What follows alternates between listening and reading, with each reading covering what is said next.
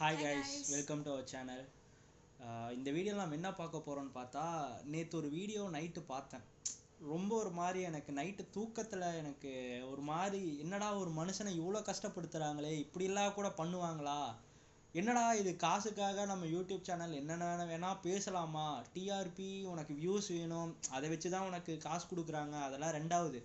அதுக்குன்னு ஒருத்தனை போய் அவ்வளோ நம்ம நோண்டி நோண்டி அவனை வந்து கேவலப்படுத்தலாமா அப்படிங்கிற மாதிரி எனக்கு. ஆல்ரெடி அவங்கள நிறைய பேருக்கு லைக் ட்ரோல் பண்ணி ஆல்ரெடி அவங்க அடிபட்டு தான் இருப்பாங்க. இவங்க மெனக்கிட்ட கூப்பிட்டு வச்சு இன்னும் கொஞ்சம் டேமேஜ் பண்ணுற மாதிரி. இப்போ இன்டர்வியூ எடுக்கிறோம் அப்படின்றது காமனான கொஸ்டின், இல்லைன்னா இந்த மாதிரி கமெண்ட்ஸ் வந்திருக்கு அப்படின்னு கேட்குறது வேற, வாண்டடாகவே அவங்கள டேமேஜ் பண்ணுற மாதிரி கேட்குற கொஸ்டின்ஸ் வேற இருக்குல்ல.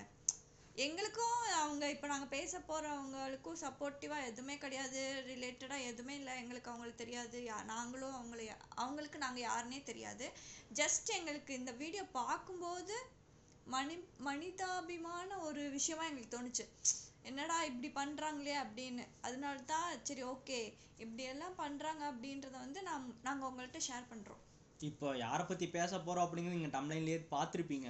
லைக் என்னன்னா, இந்த டிடிஎஃப் வாசன் அவர் வந்து பைக்கரு, அவர் நிறையா வீடியோஸ் போடுவாங்க. அவங்க வீடியோ ஓப்பன் சொல்ல போனால் உண்மையாக நாங்கள் பெருசாக பார்த்ததில்ல. இவர் யார் தெரியும், இவர் வந்து இவ்வளோ வீடியோ போடுறாங்க அப்படிங்கிறதெல்லாம் நமக்கு தெரியும். அது போக அவங்க யார், என்ன பர்சனல் லைஃப்பில் நிறையா வ்ளாக் பண்ணுறாங்க.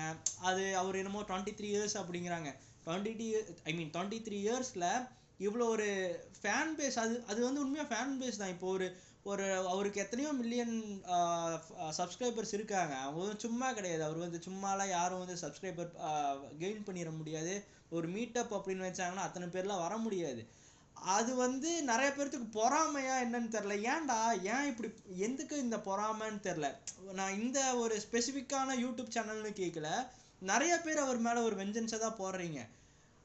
ஏன்டா ஒருத்தங்க வளர்றாங்க அப்படின்னா வளர்ந்துட்டு போகிறாங்களே, அதனால் உனக்கு ஏதாச்சும் இதாகுதா? அந்த மனுஷனும் பெருசாக வந்து யாரையுமே வந்து தாழ்த்தி பேசுகிறதோ அதெல்லாம் ஒன்றும் இல்லை.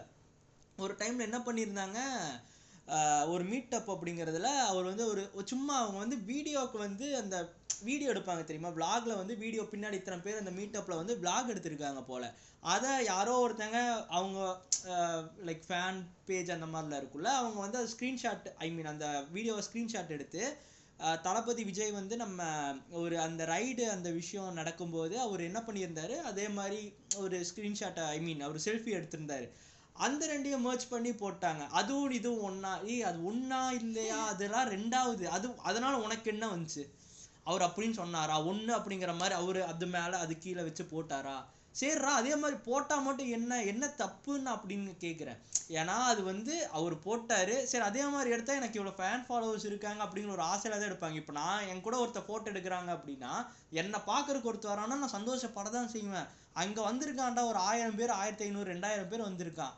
அப்போ அந்த மனுஷனை ஏன் நீங்கள் நோண்டுறீங்க? அதே மாதிரி இந்த டைரக்டர் இருக்கார்ல, இதே வந்து அவர் ஒரு படம் ஃபஸ்ட்டு படம் ஒர்க் பண்ணால் நான் இந்த படம் பார்க்கணும் அப்படிங்கிறதுக்காகவே நான் பார்த்தேங்க. எனக்கு பாதி படம் பார்க்கும்போதே எனக்கு மனசு விட்டுட்டேன்.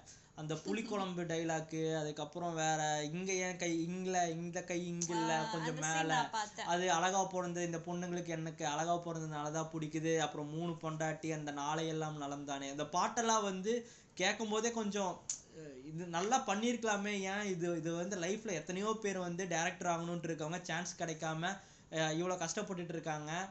உனக்கு சான்ஸ் கிடச்சி நீ ஏன் வேஸ்ட் பண்ண அப்படிங்கிற மாதிரி எனக்கு தோணுச்சு. பட் இப்போ இன்டர்வியூவில் என்ன பண்ணுறாங்கன்னா, ஒவ்வொருத்தனா கூப்பிட்றான், அவரை கூப்பிட்டு வச்சு டேரக்டர் அப்படிங்கிறதுனால தான் நீ கூப்பிட்ற, நீங்கள் வந்து இம்மெச்சூர்டாக படம் பண்ணுறீங்க, இதை வச்சு நீங்கள் என்ன நினைக்கிறீங்க, நீங்கள் இது ஏன் இப்படி எடுக்கிறீங்க, உங்களுக்கு சினிமாவை பற்றி என்ன தெரியும், நீங்கள் எதை வச்சு டேரக்டர் ஆனீங்க, டேரக்டர்னு தெரிஞ்சுதான் நீ கூப்பிட்ற, அது தெரிஞ்சு கூப்பிட்டு ஏன் நீ வந்து அவங்கள அசிங்கப்படுத்துகிற அப்படிங்கிற ஒரு இது ரொம்ப ஒரு மாதிரி. அவரும் வந்து ரொம்ப செட்டில்டாக தான் இருக்கார்.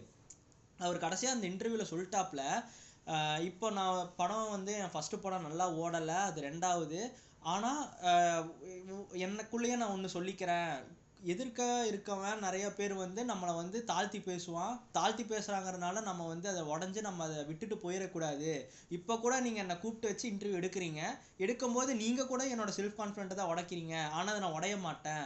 அடுத்த படம் நான் கொடுக்குறேன், கொடுத்துட்டு நான் நல்லா பண்றேன் அப்படிங்கிற மாதிரி அது ஒரு பேசுறாரு. அவ்வளோ செல்ஃப் கான்ஃபிடென்ட்டா பேசுறாரு. ஃபர்ஸ்ட் பேசும்போது யாரா ஒரு பாக்ஸ் எல்லாம் வச்சுக்கிட்டு இப்படி பண்ணிட்டு இவர் எதுக்குடா இந்த வேலை அப்படிங்கிற மாதிரி இருந்துச்சு. போக போக ஏங்க ஒரு மனுஷனுக்கு செல்ஃப் கான்ஃபிடன்ஸ் தாங்க முக்கியம். ஒரு ஒரு ஒரு தப்பு பண்ணிட்டான். இப்போ வந்து இப்போ எப்படி சொல்றது, இப்போ அந்த தப்பு பண்ணவன் அது நடந்துருச்சு. இது அவன் திருந்தி அவன் வேற மாதிரி பண்ணணும், வேற ஒரு மாதிரி நல்ல கதையை எடுக்கணும் அப்படின்ட்டு ஒன்று பண்ணும்போது ஏன் அதை சான்ஸ் கொடுக்க கூடாது? நீ ஒன்று காசு கொடுத்து உன்னோட காசை வச்சு அவர் வந்து படம் எடுக்க போறதில்ல, நீ ப்ரொடியூஸ் பண்ண போறது கிடையாது. அடுத்தவன் தான் காசு கொடுக்குறான், அதை நம்பி கொடுக்குறான், இல்லை அவர் ப்ரொடியூஸ் பண்றது ரெண்டாவது. எதுக்கு கூப்பிட்டு வச்சு அசிங்கப்படுத்தணும்? அது வந்து நேற்று நைட்டு இது இவரே சொல்றாருல, என்னோட படம் வந்து நேஷனல் அவார்டு வாங்கும், எல்லாருக்கும் பிடிக்கும். மேபி அது வந்து ஓவர் கான்ஃபிடென்ஸா இருக்கு அப்படின்றது யார் பார்க்குறனாலுமே ஒரு பிடிக்காம தான் போகும். மேபி அதனால கேட்டிருக்கலாம். ஆனா கேக்குற விதம்னு ஒண்ணு இருக்கு, கேக்குற क्वेश्चन இல்ல. நான் என்ன கேக்குறேன்னா, அவர் வந்து ஒவ்வொருத்தரா வந்து நீ என்ன இன்டர்வியூ எடு, நான் வந்து என்னோட படம் நேஷனல் அவார்டு வாங்கும், ஆஸ்கர் அவார்டு வாங்கும்னு அவர் சொல்ல கிடையாது. நீ கேட்கறதுக்கு அவர் பதில் கொடுக்குறாரு, அவ்வளவுதான் மேட்டரே தவிர. இப்போ நீ என்கிட்ட வந்து ஒரு திமிரா கேட்குற, நீ என்கிட்ட திமிரா தான் கேட்குற எனக்கு தெரியுது. அப்போ நீ என்ன திமிரா கேட்டாலும் நீ என்னை வந்து அப்படிதான் நீ எடுத்துப்ப, அதனால நான் இப்படியே பதில் சொல்றேன் அப்படிங்கிற மாதிரி அவர் மைண்ட் செட்டா என்னன்னு கூட தெரில. அவர் என்னன்னா, எனக்கு சிலதெல்லாம் பார்க்கும்போது கொஞ்சம் காமெடியாக தான் இருந்துச்சு. லைக் சம்பளம் பேசிட்டீங்களா அப்படின்னதுக்கு என்னப்பா அப்படியாப்பா அப்படின்னு அவர் யோசிக்கிறாரு. சிலதெல்லாம் வந்து அது நல்லாவே தெரியுது. தேவையில்லாம இந்த மாதிரி நிறைய யூடியூப் சேனல்ஸ் வந்து கரெக்டு ஆங்கருங்கிற வந்து அவன் வேலையை தான் பார்க்குறாரு. அவருக்கு வந்து அவருக்கு என்னென்ன கொஸ்டின் கேட்கணுன்ட்டு இருக்கோ அந்த கொஸ்டின் கேட்குறாங்க, அதை வச்சுதான் அவருக்கு காசு வருது, அதனால அப்படி பண்றாங்க. ஓகே, அதுக்குன்னு மனசாட்சியே இல்லாம இந்த இன்டர்வியூனால தான் நிறைய பேருக்கு தெரியும். நீ வந்து என்ன டைரக்டர் ஆகிறதுக்கு உனக்கு என்ன இது இருக்கு, நீ என்ன பண்ணிட்டு வந்திருக்க? அதே மாதிரி ஆங்கரா இருக்கு, நீ யாரை வந்து விஜயா இன்டர்வியூ பண்ணிட்டு வந்தியா, இல்ல வந்து சிவகார்த்திகேயனை இன்டர்வியூ பண்ணிட்டு வந்தியா, இல்ல யாரும் நீ இன்டர்வியூ பண்ணிட்டு வந்திருக்க? நீ எதை வச்சு நீ வந்து ஆங்கர் அப்படிங்கிற மாதிரி உட்கார்ற? டேய், நீ இப்போ ஒரு படம் எடுத்த ஒரு டைரக்டரை தான் இன்டர்வியூ பண்ற. நீயும் வந்து பெருசா எதுவும் இல்லை, எல்லாம் வளரதான் அடிப்படை தான் வந்து நம்ம வந்து தெரிஞ்சுப்பாங்களே தவிர யாரையும் இவ்வளவு கேவலமா வந்து ட்ரீட் பண்ணணும்ட்டுலாம் இல்லை. அது கூப்பிட்டு வச்சு அசிங்கப்படுத்துற மாதிரி வேணாம். இது வந்து இவருக்கு மட்டும் இல்லை, இது டிடிஎஃப் வாசன்ல இருந்து எல்லாத்துக்குமே நடந்தது. அந்த மனுஷனையும் கூப்பிட்டு வச்சு அந்த ஐயப்பனா கேட்கக்கூடாத கேள்வியெல்லாம் கேட்டான். எதுக்கு? எனக்கே ரொம்ப கோவம், எதுக்கு இவ்வளோலாம் வன்மத்தை கக்குறாங்க அவங்க மேல அப்படின்ட்டு. ஒருத்தன் வளர்றான்னா வளரட்டும். அவனும் வந்து நீயும் வந்து ஒரு மிடில் கிளாஸா தான் இருப்பேன், அவனும் ஒரு மிடில் கிளாஸ் தான். அவங்களுக்கு தெரிஞ்சதை காட்டி அவங்க வளர்றாங்க. அவங்களுக்கு பைக் ஓட்ட தான் தெரியுது, அதுலதான் அவங்களுக்கு இன்ட்ரெஸ்ட் இருக்குன்னா அது யாருமே வந்து அவங்க எப்படி வளர்ந்தாங்க, நிறைய பேருக்கு பிடிக்க போய் தான் அவங்க வளர்ந்தாங்க. அவங்களா நான் வளர்ந்துட்டேன் அப்படின்றத அவங்க சொல்லலையே. ஸோ அது மாதிரிதான் இவங்க பண்றத இன்னொருத்தவங்களுக்கு பிடிச்சிருக்கு, அதனால இவங்க பெரியவங்களாகுறாங்க அப்படின்றதுதான். இங்க நிறைய ஹேட்ரட் இருக்கு அவங்களுக்கு. அந்த மாதிரி அவங்க என்ன பண்ணாங்க வீடியோ நானும் சும்மா ரேண்டமா ஒரு வீடியோ பார்க்கும்போது அவ்வளோ மரியாதையா தான் இருக்கும். அப்படிங்க டிடிஎஃப் இப்படிங்க டிடிஎஃப். அவர் கோயம்புத்தூர் தான், நானும் கோயம்புத்தூர் பக்கம் சத்தியமங்கலம் தான். ஸோ அதனால நான் ஊர்க்காரங்க அப்படிங்கறதுனால சப்போர்ட் இல்லை. அவ்வளோ மரியாதையா தான் பேசுறாரு அவர் வந்து. அவர் இப்போ சில மோட்டோ விளாகர்லாம் பார்க்கும்போது அவன் அப்படி இவன் இப்படி அப்படி இப்படின்னு, இவங்க என்னங்கண்ணா அப்படிங்களாங்கண்ணா இப்படிங்களாங்கண்ணா, போலீஸை பார்த்தா கூட போலீஸ் அண்ணா அவங்க இவங்க அப்படிங்கிற மாதிரி ரொம்ப மரியாதையா தான் பேசுறாங்க. தப்புங்க இதெல்லாம் வந்து. ஒருத்தங்க வளர்றத பிடிக்கல அப்படின்னு சொல்லிட்டு பண்றது ரொம்ப தப்புங்க. மாத்திக்கலாம், திருந்தலாம். கொஞ்சம் வந்து அடுத்தவங்க வளர்றாங்கன்னா அவங்க ஏன் எவ்வளோ கஷ்டப்பட்டு பேசுறாங்க. அந்த ஒரு மோட்டோ விளாகிங்ல நம்ம இப்போ ஒரு கேமரா முன்னாடி நான் இப்போ பேசிட்டு இருக்கேன், ஒரு பைக்ல போயிட்டு இருக்கும்போது பேசிட்டு கான்சென்ட்ரேஷன் அங்கேயும் பார்த்துட்டு இங்கேயும் நம்ம பேசணும் அப்படிங்கும்போது அதெல்லாம் கஷ்டங்க. அவ்வளோ டேலண்ட் இருக்கிறதுனால தான் அவங்க இவ்வளோ இருக்காங்கல்ல. ஸோ அவ்வளோதான், இதுதான் நான் சொல்லணும்னு நினச்சேன். எனக்கு மனசில் ஓடிட்டே இருந்துச்சு நேற்று இருந்து இதை நம்ம ஒரு வீடியோ பண்ணோம் அப்படிங்கிறத. நேற்று நைட்டே நான் சொன்னேன் ஃபோன் பண்ணி, இந்த வீடியோ நம்ம எடுப்போம். நான் அந்த கடைசியாக ஒரு பேசுகிற ஒரு வீடியோ கிளிப்பு நான் அட்டாச் பண்ணுறேன். இந்த இது போட்டோம்னா நமக்கு எதாவது காப்பிரைட் இஷ்யூ வருமா, வேணும்ட்டு குத்துவாங்களா என்னென்னலாம் தெரில. அதனால தான் இந்த வீடியோ நம்ம போடலாமா வேணாமா அப்படின்னு நான் யோசிக்கிறேன். சப்போஸ் நான் கொஞ்சம் யாராச்சும் கன்சல்ட் பண்ணிட்டு சப்போஸ் இது போடலாம் அப்படின்னா இந்த வீடியோவை நம்ம கண்டிப்பாக போடலாம். ஓகேங்களா? அவ்வளோதான், இதுதான் நான் சொல்லணும்னு நினச்சேன். ஸோ ஃபஸ்ட் டைம் நீங்கள் நம்ம சேனலை பார்க்குறீங்க அப்படின்னா சப்ஸ்கிரைப் பண்ணிடுங்க. அந்த ஒரு இதை வீடியோ எடுக்கணும் அப்படிங்கிற ஒரு இதில் வந்து இதை பற்றி நம்ம பேசவே இல்லை. ஸோ ஃபஸ்ட்டாக நீங்கள் பார்க்குறீங்க அப்படின்னா நம்ம யூடியூப் சப்ஸ்கிரைப் பண்ணிடுங்க. அதே மாதிரி இன்ஸ்டா பேஜ் சத்யதர்ஷன் அப்படிங்கிற ஒரு இன்ஸ்டா பேஜில் போய் பாருங்கள். அதில் வந்து நம்ம ஓன் கண்டென்ட் வீடியோஸ் நிறையா போட்டுட்ருக்கோம். எல்லாமே நாங்கள் டெஸ்கிரிப்ஷனில் வந்து நாங்கள் ஆட் பண்ணுறோம். ஸோ அவ்வளோதாங்க, இந்த வீடியோ வந்து ஷார்ட்டாக இதுக்காக தான் பேசுனது. வீடியோ பிடிச்சிச்சுன்னா பாருங்கள், பிடிக்கலன்னா ஸ்கிப் பண்ணிடுங்க. இது ரொம்ப முக்கியமான வீடியோ அப்படிங்கிற மாதிரிலாம் இல்லை, மனசில் தோணுனதை வந்து சொல்கிறோம், அவ்வளோதான்.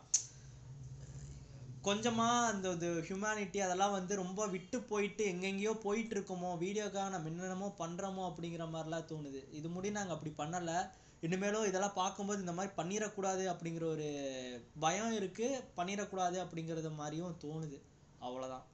ஸோ ஓகே, அவ்வளோதான். வேறு ஏதாவது உனக்கு சொல்கிறதுக்கு இருக்கா? இல்லை, அவ்வளோதான்.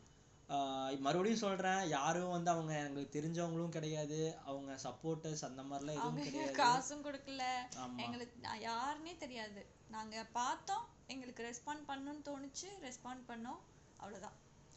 ஆங்கர் ப்ரோ, நான் உங்களை வந்து தப்பாக சொல்லணும் அப்படிங்கிறக்காக இந்த வீடியோ எடுக்கல. இது உங்கள் வேலை, எனக்கு புரியுது. கொஞ்சம் வேலைனாலும் இந்த வேலைக்காரன் படத்தில் சொல்லுவார்ல, சிவகார்த்திகேயன் சொல்லுவார்ல, நமக்குன்னு ஒரு மனசாட்சி அந்த மாதிரிலாம் இருக்குல்ல, அதை வச்சு பொருள் தயாரிக்கணும் அப்படிங்கிற மாதிரி கடைசியில் அந்த கதையே கருத்து அதுதானே. அந்த மாதிரி தான் நீங்கள் அவங்க சொல்கிறாங்க இவங்க சொல்கிறாங்க, உங்களுக்குன்னு கொஞ்சம் தோணும்ல, ஒரு மனுஷன் அப்படி பேசக்கூடாது அப்படின்னு. அவ்வளோதான். இது வந்து திருப்பி திருப்பி பேசிகிட்டு இருந்தால் ஒரே விஷயத்தை தான் திருப்பி பேசுகிற மாதிரி இருக்கும். ஸோ ஓகே, அவ்வளோதான். நாளைக்கு வேறு ஒரு வீடியோவில் பார்க்கலாம். Okay, by.